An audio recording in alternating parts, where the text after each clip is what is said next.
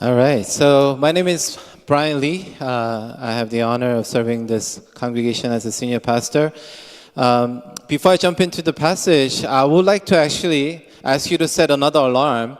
For those of you who are not parents, you probably didn't care about the 5 p.m. tonight, but I want you to set an alarm at 11 a.m. or 10:30 a.m. saying, I need to go to church.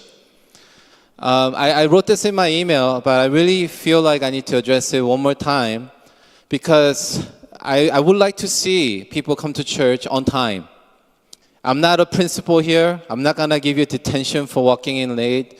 You're not going to get a mark on your church report card for coming to church late. God will still love you. You'll still go to heaven. But that's not our goal in life, just to enter into heaven. And it shows a lot about our attitude. And as a spiritual father of a congregation, I am very bothered that people don't come to church and appreciate this time and honor this time. So I'm not scolding you, maybe a little bit, but set an alarm, 10:30, 9:30, 11:30, if you live so close, 11:50, whatever you need to do, because let me share this morning, I had a very convicting conversation with my son. Before church, we left home and we said we're going to go to Costco, buy some snacks and go to church. And it was about 9:25. And I was debating, should I go to Costco? Should I go to Wegmans? Because I knew Costco opens at 10 o'clock, which meant that we're going to be late to church. Not me, but my son. And this is what my son Ryan said. He said, it's okay. Everyone comes late. We don't even start class until 10:15. And I said, that's a problem. So we went to Costco and I was blown away. We got there 9:30. People were lined outside at Costco for them to open up. And I told Ryan, maybe this was a bad idea. Like, should we just wait here until 10 o'clock? So I had this dilemma, but God knew my heart. The Costco door opened at 9:35. I don't know why they say they open at 10 and then they open at 9:35. We got in. We're on a mission. We went, we said, we're just going to get this. And if you know me, I love Costco. Usually when I go to Costco, I have to go to every aisle. But I was so disciplined this morning. I went to the bread section. I went to the dip section. Snack section, I got out. Guess what time I got to church? 9:58. 9:58. I'm not bragging about me here, but to make a point, how easily we even teach our children that it's okay to be late because everyone else is late. What if we start a movement to come to church early and really show that we honor our time with the Lord, time with the community together? So with that, that's enough nagging, because I used to hate it when my parents would say things like that, but you can hate me if you want, but I just felt like I needed to say it. With that, so today we're going to talk about Jacob. We've been looking at some main characters in the book of Genesis, but today we'll be talking about Jacob. And Jacob covers many chapters. The story of Jacob is so many chapters, so I don't have time to cover everything that happened in his life, but we're going to be focusing on one aspect of his life, that was his encounter with the Lord. Before I get there, there's a saying that goes, people say connection is everything. Would you agree? Connection is everything. Even this week, I heard a story from a brother who got a job. In this job market, he got a job most likely due to relationship and connections that he had. There were so many people who applied to this particular job, and this person didn't really have the experience to qualify for the job, and yet, I believe it's God's favor that he got the job, and also due to the relationship aspect to that. Relationships and social connections not only open us up for more job opportunities, but they also help us with our personal and spiritual well-being. We're not meant to walk alone in this life. And if you've been in that place, you would know. And there are times people tell me, I just want to be alone. And I'll tell them, I appreciate the fact that you want to be alone, and I want to honor that, but I know what that's going to do to you if that goes on for too long. So connection is very important. And let me share my own personal story of how connections can lead to unexpected opportunities and more meaningful relationship. When our family immigrated to this country, we jumped into the dry cleaning business because that's what most Koreans did, especially my extended family. All our extended family, my aunts and uncles, when I came to America, they owned dry cleaners. So that's what we did. My parents got into business. We've never done business before. And like any other immigrant family, we're all super busy, doing something that we never done before, working day and night at the dry cleaners. But when my brother graduated high school, he joined the Navy, and he just left. Soon after that, I became college age, and then I left home. And my sister had to work very hard for a little longer. And my parents needed someone to help with the store. They turned to a loyal customer named Rachel Park. Some of you may know her. Rachel Park happens to come to our parents' dry cleaners because she was working at Fort Detrick, which was a military base in Frederick.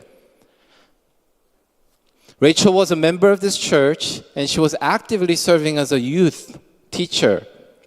Man, one thing I remember about Rachel, she used to go around the sanctuary and then have every student spit out their gum before service. Literally. Some of you know that? I mean, if you know Rachel, you totally see her doing that. Anyway, through Rachel's recommendation, my parents found a new part-time worker named Lauren Hong, the wife of a youth pastor who served as church known as PMO, Pastor Mo. In 2005, I was wrapping up my final year at the Bible college locally here, and I was praying about jumping into church ministry. So my parents asked their worker over lunch, do you think if there's an opportunity at your church to have my son, who's so bright, who's so handsome, who plays guitar, who leads worship? I'm just joking, but at least that's what my parents thought of me, okay? One thing led to another. I was asked to help Pastor Mo with the youth ministry here because he really needed someone to help with worship. I mean, if you know Pastor Mo, he really needed some help with worship. I still remember the times when he would just sing a cappella, I just want to praise you, and then everyone would just cringe. But he really didn't care. He would just sing and sing and sing. And that's why I had to come in. There was an opportunity for me to come in. Whenever I think about how I ended up here, I still get so amazed how God orchestrated everything with the people that I mentioned. And I got to build more meaningful relationship throughout the years here at this church. By the way, in June, Pastor Mo will be coming here to speak. So if you think about it, as I was thinking about this whole thing, what a turnaround after 20 years that I'm here serving as a pastor, and I'm actually inviting Pastor Mo to come guest speak. God does have a sense of humor, doesn't he? The reason why I share this story is to make a point that relationships are so important, so essential in our walk, personal walk, and walk with the Lord. That's why we need to treasure them, guard them, and honor them more than the temporary pleasures and the success of the world. And we need to teach our children that, especially our children now, as they're living through digital age. Getting to know people over Instagram and Snapchat is not the same as having real relationship. Especially our relationship with God. Yes, you can worship at home. You can get to know God. But we need to invest in our relationship with the Lord. Sadly, Jacob didn't care much about relationship. We saw how little he cared about his older brother, his father, and he probably didn't care much about his mother, although she helped him so much to get whatever he wanted. He was concerned more about what he wanted than treasuring relationships with others or even God. So after Jacob tricked his brother and dad into getting the blessing, he had to run for his life. Why? Because his older brother got so pissed off, he was about to kill him. Jacob ran away to his uncle, who was also as materialistic and as deceptive as him. Again, we don't have time to read all the stories of what happened in his life, but that's exactly what happened. He ran away. He went to go see his uncle, and that's where what I call a war of deception played out. Jacob got a taste of his own medicine because his uncle was pretty deceptive. And when you read that story, you wonder, wow, God, you have a way to teach people a lesson. So today, we'll jump into chapter 32 of Genesis. After all that, because right before that, after so many years of having him establish his own family, God actually tells him to go back. Go back. Go back to where he came from, the place where he's supposed to be. And that's where we'll pick up today, where Jacob, on his way back to his house, he finally encounters the Lord. On the way to home, he was getting ready to face his brother.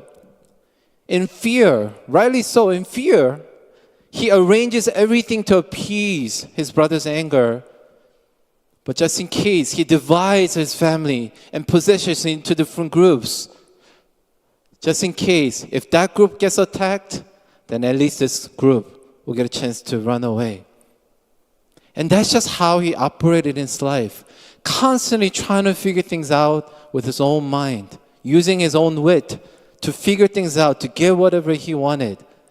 And today, we're just going to read 8 verses in chapter 32, where on that night, Jacob finds himself all alone. So with that, let's go to chapter 32, verse 22. It says, that night, I circled that word, phrase, that night. Many of us might be in that night right now. That night, Jacob got up and took his 2 wives, his 2 female servants, and his 11 sons and crossed the ford of Jabbok. After he had sent them across the stream, he sent over all his possessions. Verse 24, so Jacob was left alone. And a man wrestled with him till daybreak. When the man saw that he could not overpower him, he touched the socket of his hip, so that his hip was wrenched, and as he wrestled with the man. Then the man said, let me go, for it is daybreak. But Jacob replied, I will not let you go unless you bless me. The man asked him, what is your name? Jacob, he answered. Then the man said, your name will no longer be Jacob, but Israel, because you have struggled with God and with humans and have overcome. Jacob said, please tell me your name. But he replied, why do you ask my name? Then he blessed him there. So Jacob called the place Peniel, saying, it is because I saw God face to face, and yet my life was spared. What a special night. A night that he will remember for the rest of his life. Let's backtrack a little bit and take a look at the very first encounter that Jacob had with God, to understand the full extent of what's happening in this particular encounter that we just read today. I would argue that Jacob's relationship with God was more a transactional relationship. Transactional, conditional relationship. I give you this, you give me this. When God revealed himself first time to Jacob, it was back in chapter 28. As he was running away from his home to go to his uncle, he had a dream of a stairway from earth reaching all the way up to heaven. And he heard the voice of the Lord. At the top of the stairway, God spoke up. I thought that was kind of interesting, that God was on the top of the stairway, right? Just keep that in mind. Maybe some a little far, distant, but he heard the voice of the Lord. As God introduced himself to Jacob, he says, I am the Lord, the God of your father, Abraham, and the God of Isaac. His first encounter was like that. But God doesn't end there, but God tells him the covenant that he gave to his fathers, the unconditional covenant that we looked at back in Abraham's days. He reminds him, he tells him of the blessing of the land, the descendants, that he will be with him. And he also makes a promise that I will bring you back to this land. And in that passage, what we see, that's why I call this relationship transactional, is because Jacob responds to God's voice by saying this. Then Jacob made a vow saying, if God will be with me and watch over me during this journey and help me get back safely to my father's house, then the Lord will be my God. And as a bonus, I will even give you a tenth. It is written as a vow, but I really don't see that as a vow. It was a conditional statement. It was as if Jacob was making a deal with God. God, okay, I see who you are. I understand the promise, but let's do this. If you watch over me, if you keep me safe, if you give me everything I want, then I will come back and worship you. And as a bonus, I will even tithe. Give you some of my possessions. Let's think about that for a second. How arrogant for Jacob to make such statement to God in response to God's unconditional covenant. Here, God is giving him this unconditional covenant, and as a response, Jacob is responding to God's unconditional covenant with a conditional statement. Does this sound like our prayers? Most of the times? God, if you do this for me, if you watch over my kids, if you make my business successful, I will do this for you. If you give me health, I will serve you. If you open up this opportunity, then I will do this, X, Y, and Z. How often we make these kind of conditional vows to the Lord, when God is constantly reminding us His unconditional love for us. His vow, God has to do 5 things for Jacob. As you will notice, I emphasize me. His prayer was so centered around him, what he needed. And in response to God's 5 things that God has to do, that Jacob said, I'll do 3 things for you. Do you see this transactional relationship happening? But what's amazing is that God does not scold him here. He accepts Jacob's vow because God knew Jacob and his weaknesses, selfishness, that he had many years ahead of him to go through times where he will mature. He'll have to go through a journey of fighting with his uncle, that deceptive war. And God still chose to keep his end of the promise. Aren't we so thankful for that? That God doesn't just give up. You don't deserve my love. How dare you? How dare you try to make a deal with me? He doesn't do that. Even when we think about our salvation, aren't you thankful that it's not by our good works? Because if it's based on our good works and a good life, no one in this room will be saved. We have nothing to boast about because it's all because of God. And this week in our discipleship group, we learned about the theology of justification and adoption. It sounds really fancy, but basically one of the things that really stood out for me and God really spoke to me was oftentimes we make the phrase, we're saved by faith alone. Nothing wrong with that statement, by the way. We're saved by faith alone. A lot of times, the problem of that statement is that we put strong emphasis on our faith. That we're saved by our faith.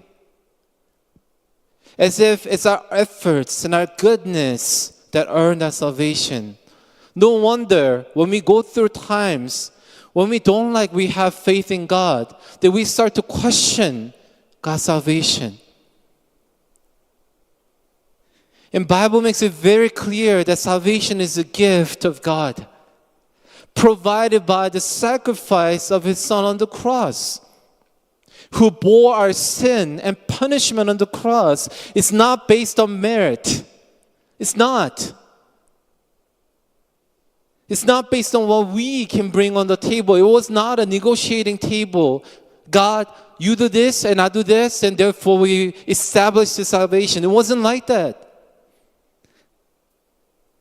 So in our discipleship, we learn, instead of saying we're saved by faith alone, the more complete way to say this is this: we're saved by grace alone, through faith in Christ alone.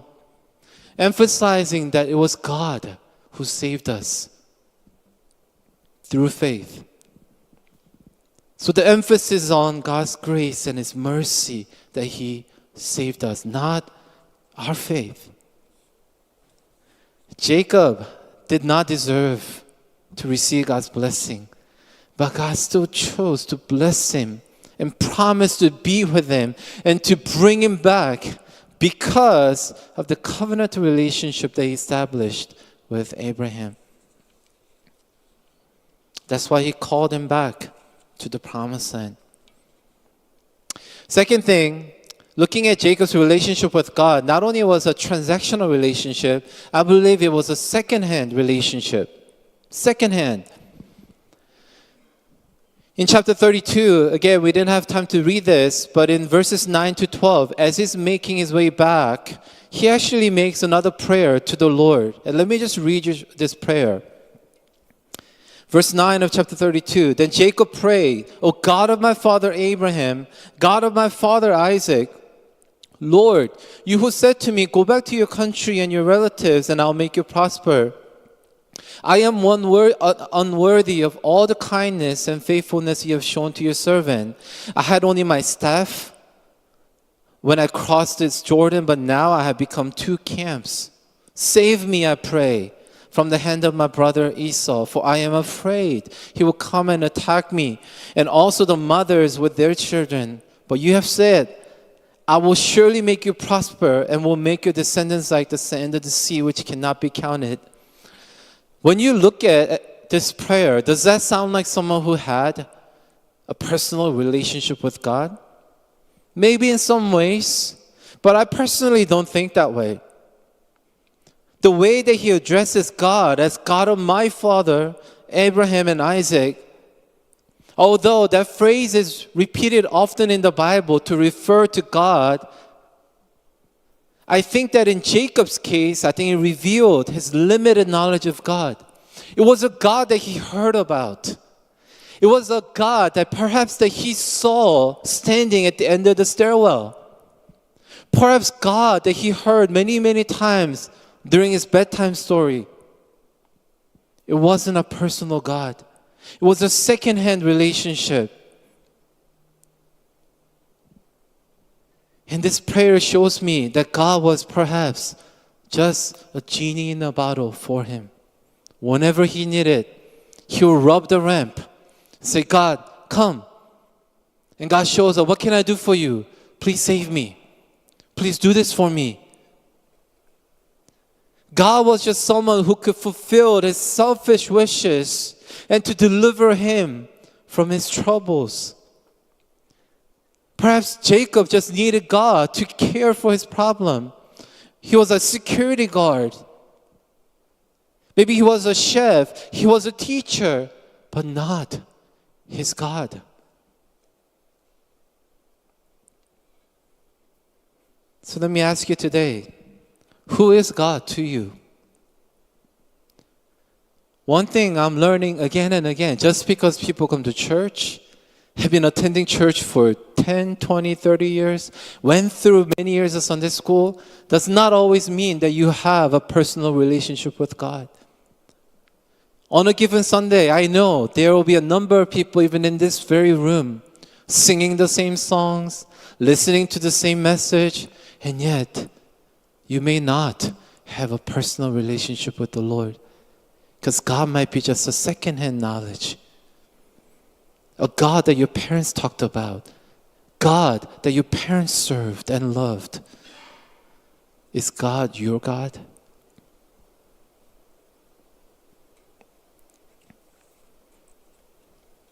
And there comes a moment, the main passage that we read today, where Jacob's relationship goes from transactional to a second-hand relationship to a very personal relationship with the Lord.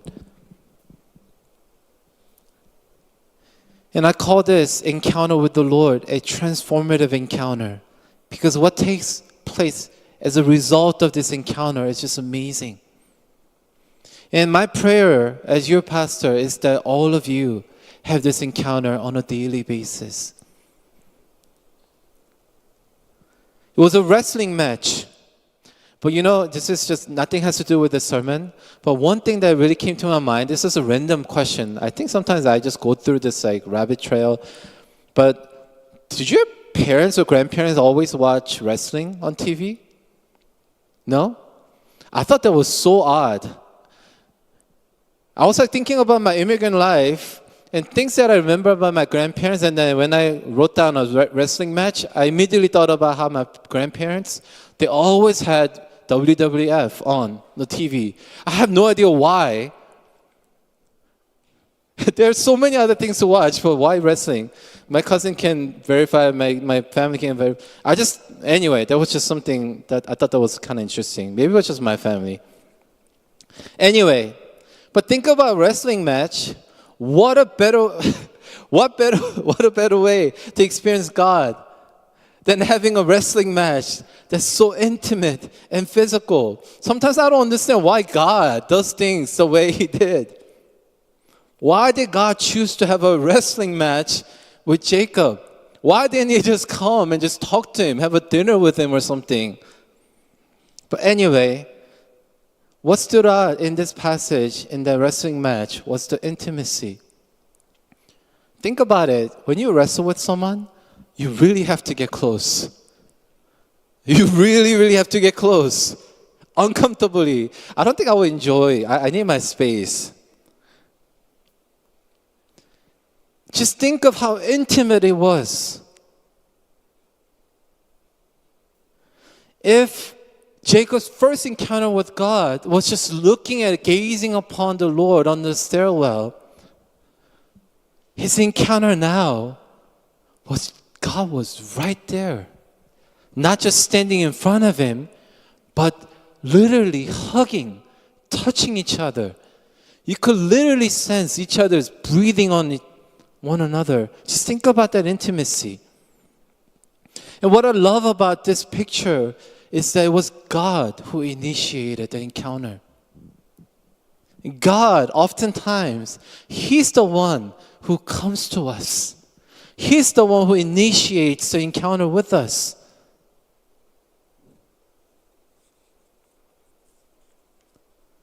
And I love the fact the Bible describes this whole wrestling match as a struggle. It said in today's passage, they struggled overnight.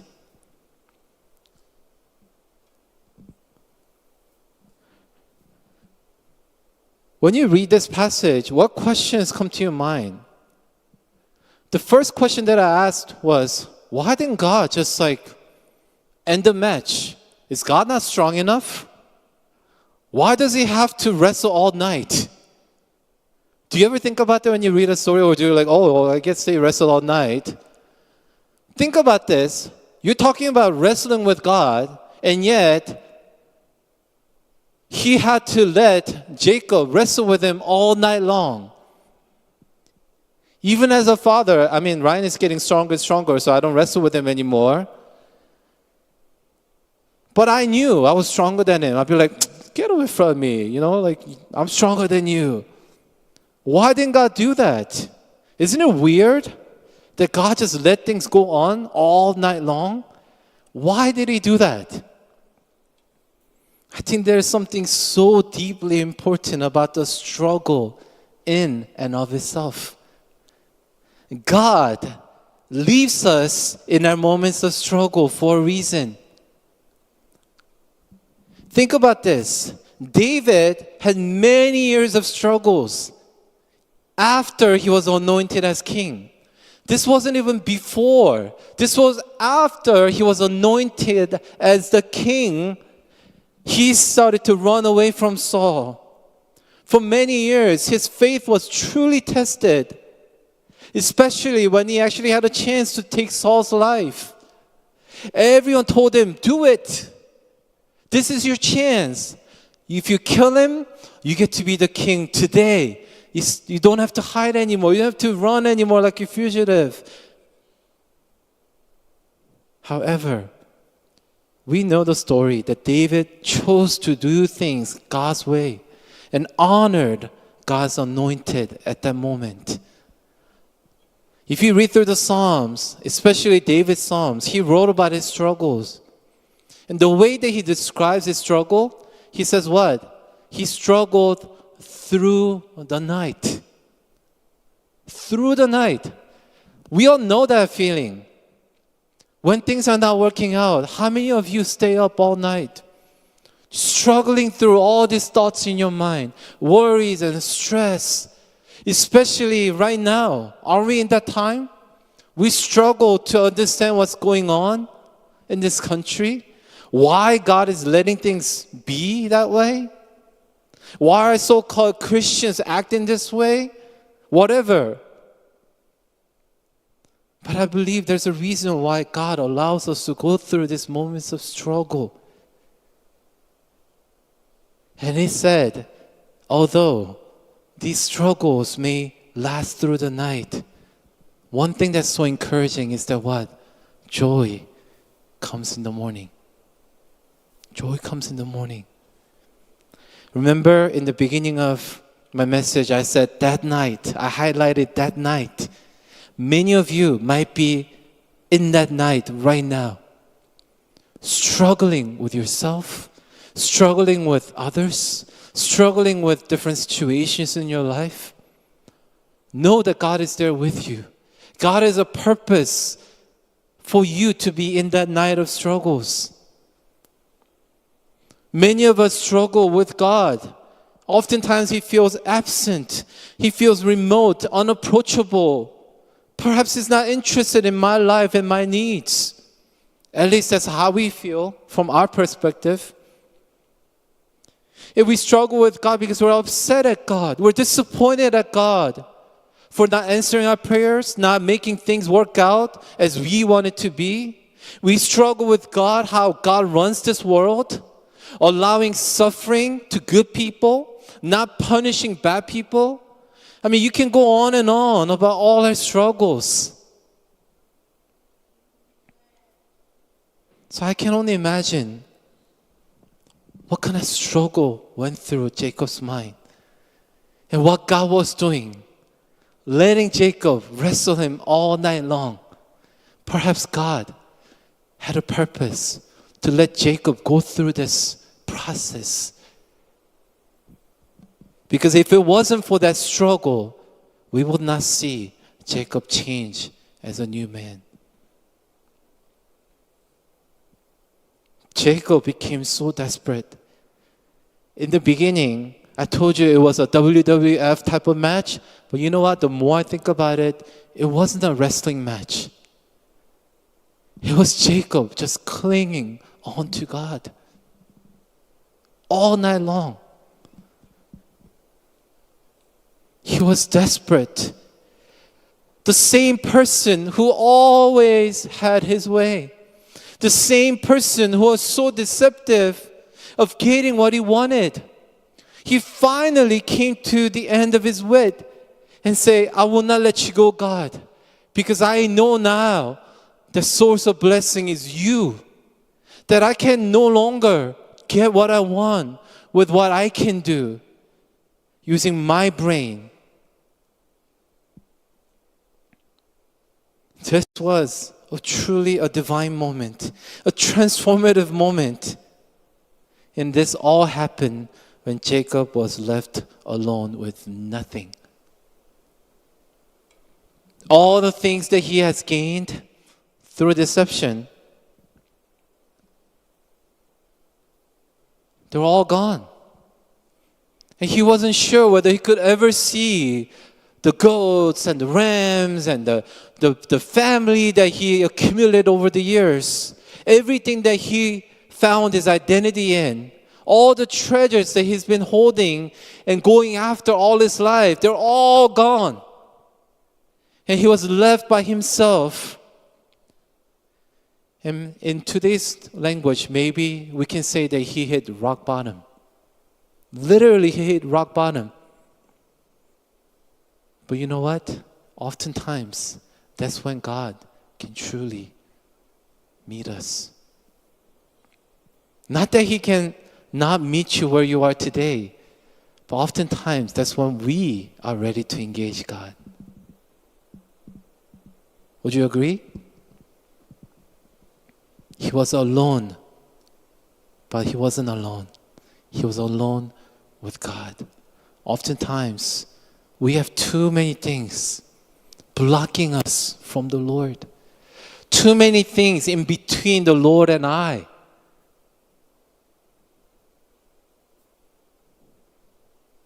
He's desperately grabbing onto God because he's all alone. He knows that God is the only person who can help him. Coming to a realization that instead of looking to other things to gain whatever he can to protect himself, his family, and his future, he's finally looking to God for help. And I love this question God asked him. This transformational question. Don't you love these questions that God asks in the Bible? What is your name? He asks. Again, do you think God didn't know Jacob's name? Of course he knew. Then why would God ask him, what is your name in this moment as they're wrestling? What is your name? What is God doing here? I believe this is what was happening. The name Jacob means supplanter, grabber, who takes things by force, by scheming, through strategy. That's what his name meant. Perhaps it was a moment of confession. As God is asking him, what is your name? Jacob said, I am Jacob. I am a supplanter. I am someone who gets things through my own strategy. And this is my life. I admit that I am Jacob, who stole things by force through deception. It was a moment of repentance, I believe. A moment of coming to realization that who he is. Remember when Jacob was asked the same question by his father? When he went into the room to his father Isaac, Isaac says, who are you? And he lied and said, I'm Esau. But in this moment, when he was about to get the blessing of the Lord, he said, I am Jacob. Laying down himself. It was as if God was putting him on the spot to give him the final chance to come clean and repent how he went about obtaining, stealing blessings all along. Through this, God gave him a new name. He says what? You'll no longer be Jacob, who stole things from people, who grab onto things because you wanted it, but your name will be Israel. And you know what the name Israel means? God prevails. You go from Jacob, who was so self-centered, self-centric name of someone who gets everything for himself. God changes his identity to a new name called Israel, which means God prevails, one who struggles with God. What a transformation. This name symbolizes Jacob's transformation from man who relied on his own schemes to someone who finally learns to trust in God and his guidance. I have the worship team come up.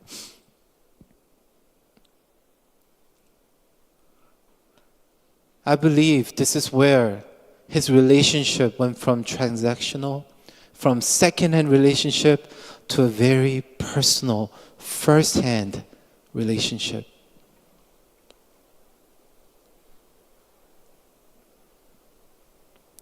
Do you recall that relationship, that moment, that encounter that you had with God? Have you had that encounter with the Lord? If not, today is the day for you. It's my prayer that you will encounter the Lord on a very personal level. That it will no longer be you hearing about God, hearing of God. It is my prayer, as we've been talking about heritage and passing down legacy, it is my prayer that my children will know God, not as a Pastor Brian's son, but I want them to be saying, God, you are my God. What was your salvation moment like?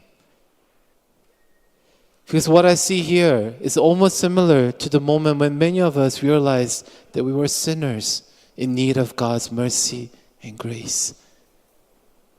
Jacob realized that he's a sinner, that he needed God's mercy.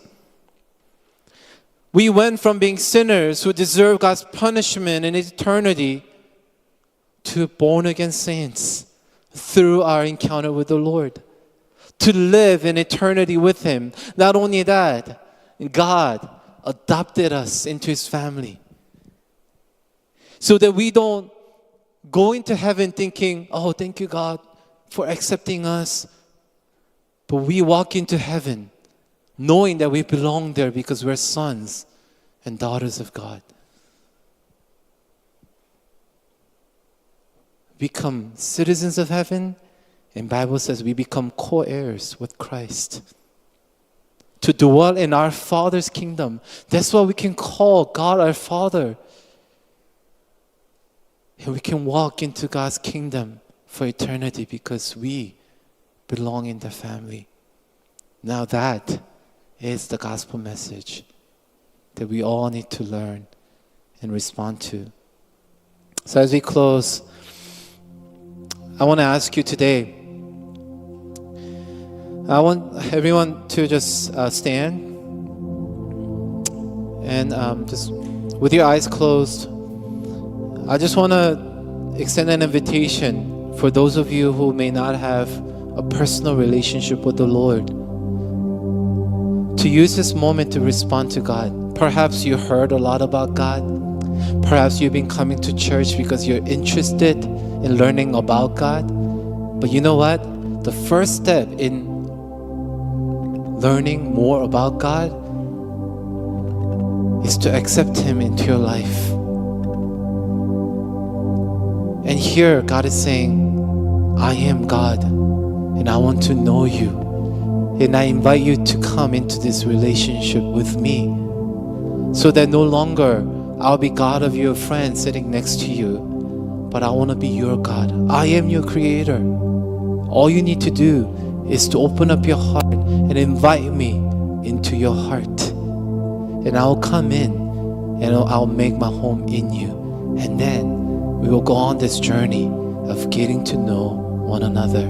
So if that's your desire, I simply want you to raise your hand with all eyes closed.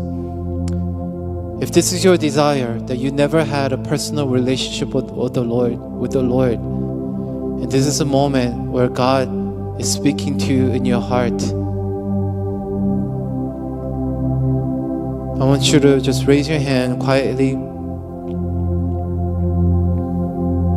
and invite God into your heart. And this is not to show me, but it's between you and the Lord.